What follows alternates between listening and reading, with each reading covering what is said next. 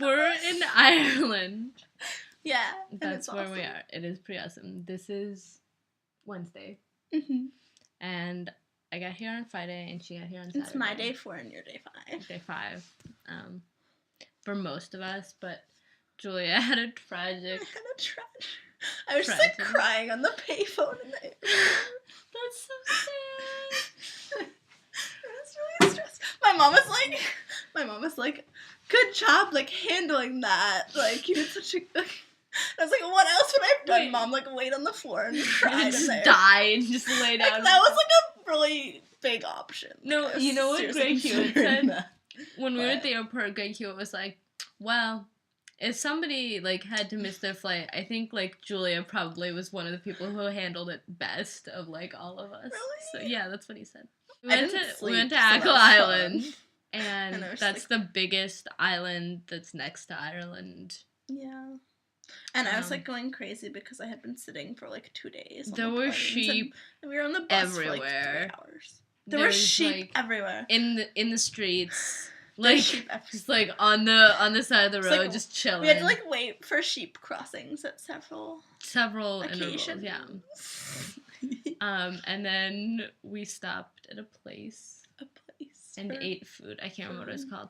I had a rhubarb apple tart, and it was. And then she made me eat like all of it. I ate like at least half of it.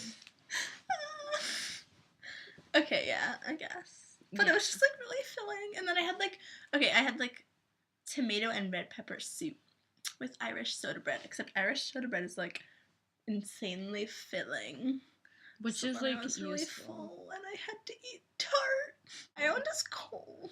Ireland is really cold. We went to the Katy Fields. The bog. Which is a bog that's like built over, I mean, like it wasn't built, but like has formed over ancient ruins. Some more ancient ruins. Yeah. These are like even older. Like those ones are like from like the hunter-gatherer, like the fishing. The Neolithic era. Neolithic hunter. Pretty cool. Gathered. Well, people. they were hunter-gatherers. They were. No, because why would they have farms if they were hunter-gatherers? But he's definitely like... Our tour guide talked for like long periods of time about it was so long. Ancient farming techniques. That tour. You could see the ancient like plow marks in the peat. Or was it peat? Yeah. There's a lot of peat here, and they use it to make fires. And it smells weird. It smells, like, kind of good, but, like, weird. Definitely weird. So, yesterday, we climbed Croagh-Patrick. I don't know. I think it's like Krog. It's spelled Krog, but I'm fairly certain like, I already pronounce everything wrong, and then here it's just, like, nothing. I'm pretty sure it's, like, very... Croagh-Patrick. Yeah. Croagh-Patrick. Oh, the mountain. Oh my Which God. we climbed. So let's just do like a little dramatic reenactment of how that went. I don't want to climb anymore, Julia. I don't want to climb any more mountains. Drink the water. And it went on like that for like an hour and a half. But we eventually made it to the top, mostly because of Julia. I made her play the picnic game. Did that help? I think it helped. I found it helpful. I found it helpful. They're like, I'm going on a picnic and I'm bringing... What were we... Wait. We were bringing apple teenies, bear claws, a chainsaw, dandruff, a Allan-Poe, a fire truck, Genghis Khan, hats, ice cream, juice, a koala bear. Is that L? Ooh.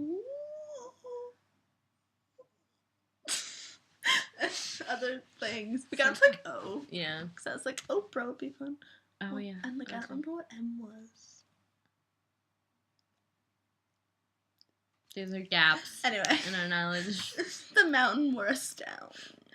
We were significantly worn down, but the view at the top was really awesome. Was well, okay. Also, in my defense, they were like, yeah, just go, like, you might want to bring a bottle of water, like... No, they did not even tell us to bring water, did they? No. It was like, when we were leaving the bus, on our way up the mountain, Oh, it was like, you might want to bring a bottle of water with you. And then it was like an 8-kilometer hike, and it was like, we went up like... It was so steep. It was rocks. So steep. And then, okay, it's like one mountain, and then it was like really steep, we did it, and then we like go across this like ridge. Like flattish part. And then there's like a whole nother giant slope.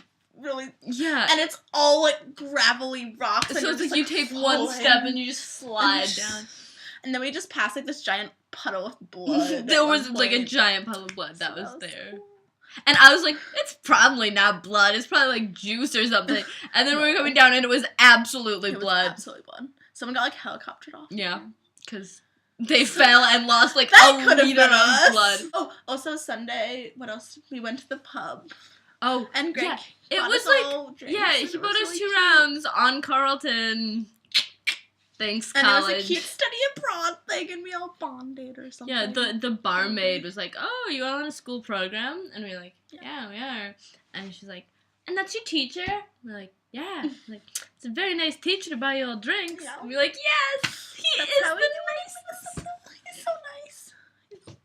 Yeah, it's really funny because we go to school in Northfield, Minnesota, which is like not really that close to Duluth, but Duluth, Minnesota is like up at the top there.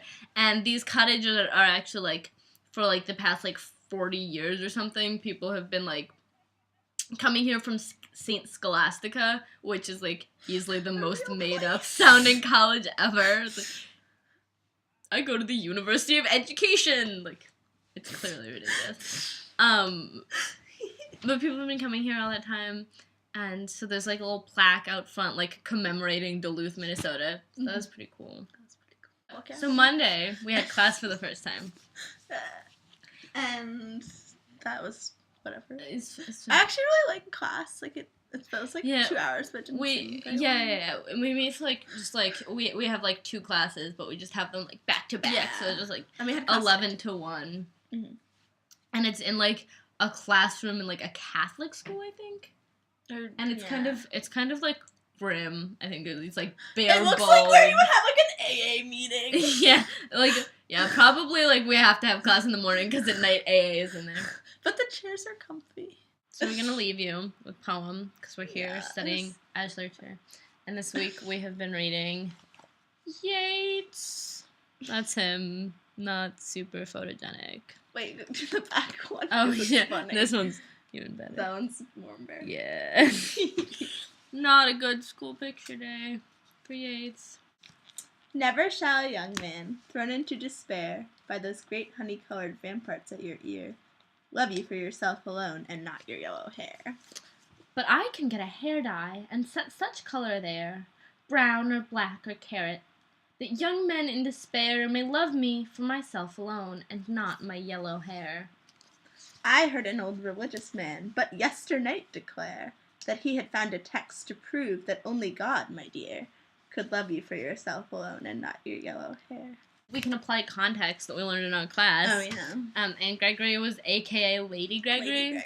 Who was like they were like besties. They were like BFFs, and she like built him a tower and stuff. Mm-hmm. And was really but into also Celtic encouraged folklore. Him to like pursue his love for Maud Gunn, who was kind of just bad news. Bad news. Bad news. Yeah. Okay, I love you.